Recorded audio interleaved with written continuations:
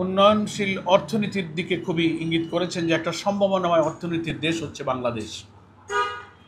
ফলে টেকসই অর্থনীতির জন্য, সাস্টেনেবল ইকোনমির জন্য আমাদের অনেক কিছু করবার সুযোগ, স্কোপ এবং সোর্স এখানে বিদ্যমান। বিশেষ করে তিনি তৈরি পোশাক শিল্পের যে সম্ভাবনা, আমাদের বিশ্বের একটা প্রধান তৈরি পোশাক শিল্পের রপ্তানিকারক দেশ হিসেবে বাংলাদেশের সারা দুনিয়াতে সম্ভাবনার কথা তিনি উল্লেখ করেছেন। সেক্ষেত্রে আমাদের এই রপ্তানির শুল্ক অর্থাৎ ট্যারিফ সম্পর্কে বাংলাদেশের বিদ্যমান সমস্যাটা যাতে দ্রুত সমাধান করা যায় সে সম্পর্কে তিনি আশাবাদ ব্যক্ত করেছেন। আমরাও আশাবাদ করেছি, উই আর হোপফুল। আশা করা যায় এটা একটা সহনীয় পর্যায়ে ট্যারিফটা আমাদের জন্য নির্ধারিত হবে। আমাদের আমির জামাত ডক্টর শফিকুর রহমান সাহেব বলেছেন যে আমাদের দেশটা ছোট কিন্তু বিপুল জনসংখ্যা, আমাদের অনেক সম্ভাবনাময় রিসোর্স, প্রাকৃতিক, সবুজ, বনভূমি, নদী নালা, সাগর সমৃদ্ধ মৌসুমী বায়ুর এই দেশে বিরাট সম্ভাবনা রয়েছে। আমরা যদি সৎ নেতৃত্ব এবং একটি সুষ্ঠু দেশ গঠনের জন্য আগামী নির্বাচনে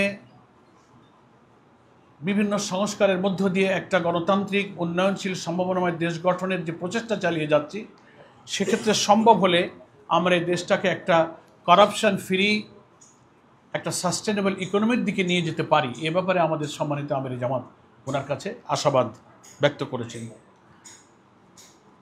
কোরিয়ার অ্যাম্বাসেডর জানতে চেয়েছেন আগামী নির্বাচন, দেশের রাজনৈতিক পরিস্থিতি, সংস্কার পরিস্থিতি, নির্বাচন ইত্যাদি সম্পর্কে কিছু প্রশ্ন করেছেন।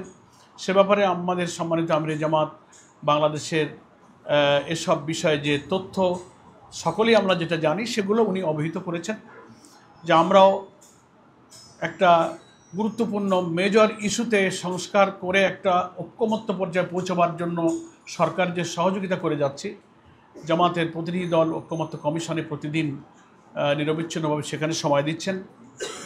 আমরা আশা করি একটা ঐক্যমতের ভিত্তিতেই আগামী নির্বাচনে একটা সুষ্ঠু নিরপেক্ষ নির্বাচনের পরিবেশ ইনশাল্লাহ তৈরি হবে।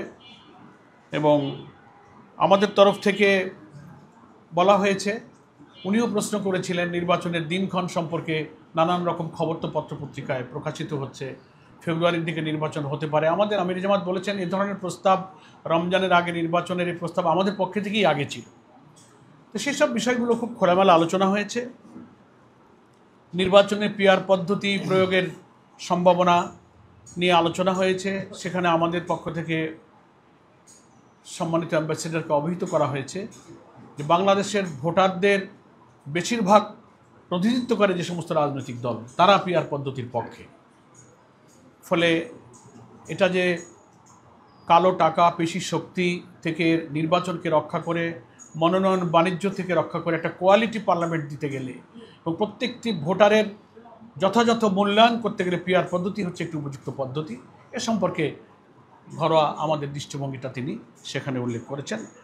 এই মোটামুটি এইসব বিষয়ে আলোচনা হয়েছে। এবং কোরিয়া, চীন, জাপান, পার্শ্ববর্তী সব দেশগুলো আমাদের যে উন্নয়ন অংশীদার, তার মধ্যে কোরিয়াও আমাদের একটা অন্যতম উন্নয়ন অংশীদার।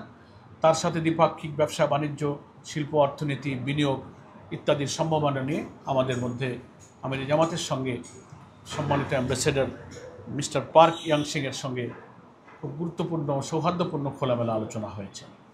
ব্যাস এতটুকুই আপনাদের কাছে আমরা ব্রিফ করলাম। সকলকে ধন্যবাদ। আসসালামু আলাইকুম ওয়া রাহমাতুল্লাহি ওয়া বারাকাতুহু।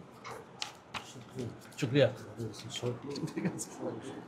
আমাদের পক্ষ থেকে আছে একটা প্যাকেট নিয়ে যাবেন নাস্তার জন্য। এন্টারটেইনমেন্ট।